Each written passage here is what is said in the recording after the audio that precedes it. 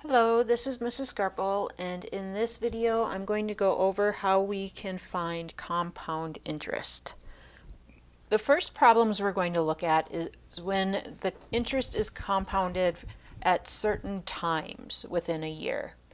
So A is the amount of money that we have in the account at any time t, and t is going to be the number of years. P is the principal, or the original amount invested in the account. R is the annual interest rate, and remember you have to write that as a decimal. And N is the number of compounding periods each year. So our formula is A equals P times 1, which is like 100%, plus R, our percent as a decimal, divided by the number of times it's compounded in a year. I also want to mention that 1 is the decimal form of 100%. And our exponent is the number of times per year times the number of years. So let's take a look at an example.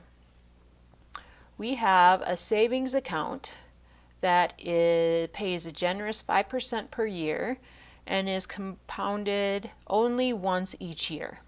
How much money would be in the account at the end of, and I realize I didn't give an amount, so let's just say our principal balance is going to be $200. So we have a principal balance of $200. And we are told that our rate is going to be 5%, or 0.05 as a decimal. We are told that it is compounded only once each year, so that means N is going to be 1. And for this first problem, time is also 1. It is 1 year. So in our formula, we will have A equals 200 times 1 plus R is 0.05 over the number of times it's invested in a year, or compounded in a year, I should say, is 1, to the power of 1 times 1, because we're doing this for 1 year. If we want to simplify any of this before we go to the calculator, I would simplify it down to 1 plus 0.05 divided by 1, and I realized I wrote 2 plus signs, so 1 plus 0.05, and 1 times 1 is going to be to the first power. So I could enter in my calculator 200 times 1.05. So let's get that calculator. Slide it over here so we can see. Sorry, did not mean to lose all the things. Here we go. So clear this from a previous problem. 200 parentheses 1 plus 0.05. You could always just do 1.05. I'm just entering it as I have written. Close the parentheses and enter, and we will have $210 at the end of that year. Now, how will this be different for 20 years? For 20 years, time is what's going to change. Everything else will stay the same. The same principal, the same rate, the same number of times it's being compounded. So let's write this equation. A equals, we started with $200. It's always 1 plus 0.05. Again, this is only compounding once a year, so this is going to be divided by 1. And then the exponent is 1 times 20. If you want to simplify this at all before entering it in the calculator, we would have 200 times 1 plus, again, 0.05 divided by 1 is just 0.05. And then our exponent, 1 times 20, is 20. So if we take our calculator and we check to see what this will be for 20 years, 200, parentheses, 1 plus 0.05, close my parentheses. This time I do have an exponent. I do have a power, so I need my exponent button, which is here above the division button, to the 20th power. And we have a value of $530.66 if we round it. $530.66.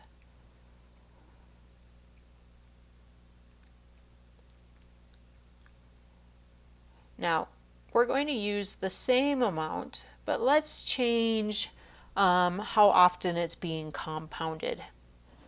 So in this next situation, some different compounding periods that you can see semi-annually will be 2 times a year, quarterly will be 4 times a year, monthly is 12 times, weekly would be 52, daily would be 365, and for any others you'd need to find out how many times they happen within a year. Now, we were using a principal of $200.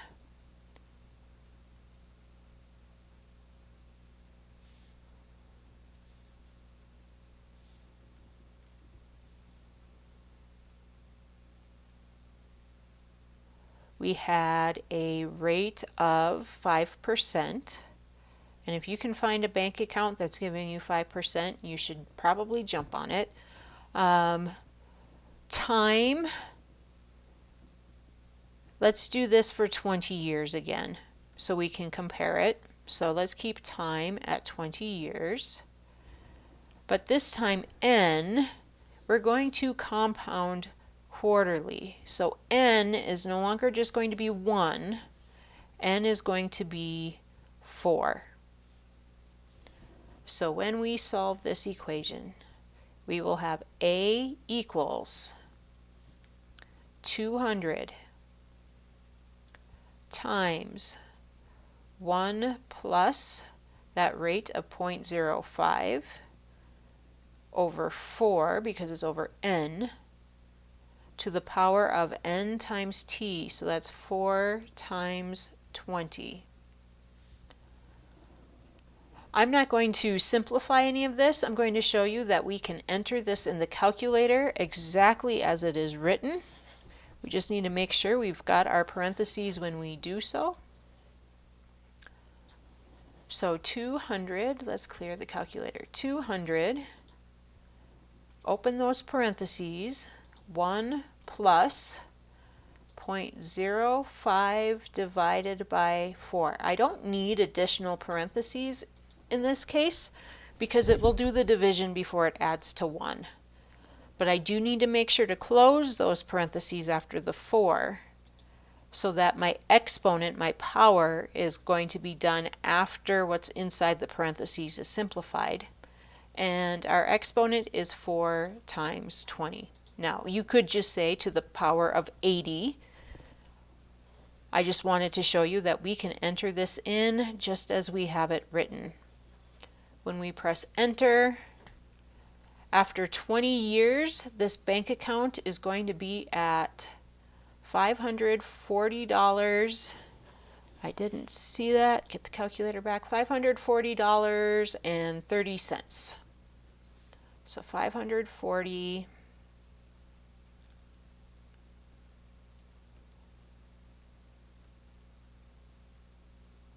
and 30 cents. Now if I were to go back a page, it was 530 if it was compounded just once a year. We changed that compounding to 4 times a year, and we've got 10 more dollars. Granted, it's only over 20 years, so it might not seem like a lot, but when we increase the number of periods we are compounding, we should get a better return on our investment. Now, if we were to continue looking at how it changes from quarterly to monthly to weekly to daily, even hourly, we would see that, especially from the daily to hourly, there's just a minimal amount of change. And that takes us to our next formula. It uses base E, and E is a value of approximately 2.71828. It has been found that when things are compounding continuously, that rate that it's growing by, that growth factor, is approximately that value. So like pi is approximately 3.14, E is approximately 2.71828. And because it is such a common value that we see, they have applied or assigned it the variable E to use rather than the approximation value. And this is also programmed into the calculators. So if it's happening continuously, this is the interest formula we want to use. Nothing about the variables changes. P is still the principal, R is still the rate, and T is still the number of years. We don't have to, because it's happening continuously, we don't have to worry about the number of periods in the year. And E, like I said, is a number much like pi, so E is going to stay E. So let's take a look at this problem. It is fairly typical for savings accounts to be compounded monthly. Compare the amount of money in two savings accounts after 10 years with the same initial investment of $500, so that means P will be 500, and an interest rate of 3%, so 0.03. In each account, if the first account is compounded monthly, so N will be 12 for our first account. We won't have to worry about N for the second because that one is being compounded continuously. And it was mentioned that we're doing this for a total of 10 years. So let's start with that monthly compounded interest. That will be A equals 500 times E, the first formula, 1 plus the rate of 0.03 divided by N, which is 12, raised to the power of 12 times 10, because it's happening 12 times each year for 10 years. And now I'm going to take that calculator and enter this in. So we have 500, open the parentheses, 1 plus 0.03 divided by 12, close the parentheses, exponent button, 12 times 10, or you could just say to the power of 120. And we have approximately $674.68.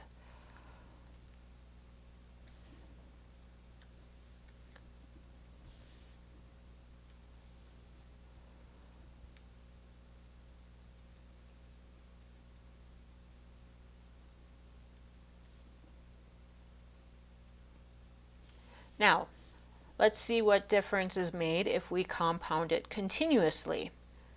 So that's going to be A equals, our principal is 500, times, oops, I don't need parentheses. For E, we can just say E. Got so used to having to write parentheses that I wrote it again when I didn't need to. So 500E to the power of 0.03 times 10. That's it. That's all we have to write. So let's find that calculator.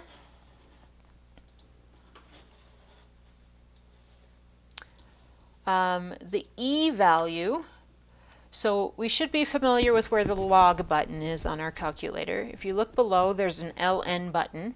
And right above the LN button, in blue, you should see an E to the power of X. Because it's in blue, that means we're going to press the blue second button when we need to enter it. So I'm going to type 500. I don't even need to put the time symbol. I can just go second natural log. That's what that LN button stands for, is natural log. It gives us an E, and then it gives us a spot for our exponent. 0.03 times 10. And we have a value of $674.93. $674.93.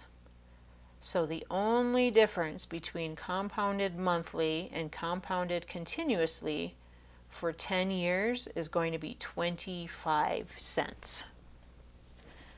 I can tell you that the difference would be much greater if this was compounded quarterly or even just compounded yearly, because monthly is so much closer to happening almost, well, I shouldn't say almost every day, but much more frequently than even semi-annually or quarterly.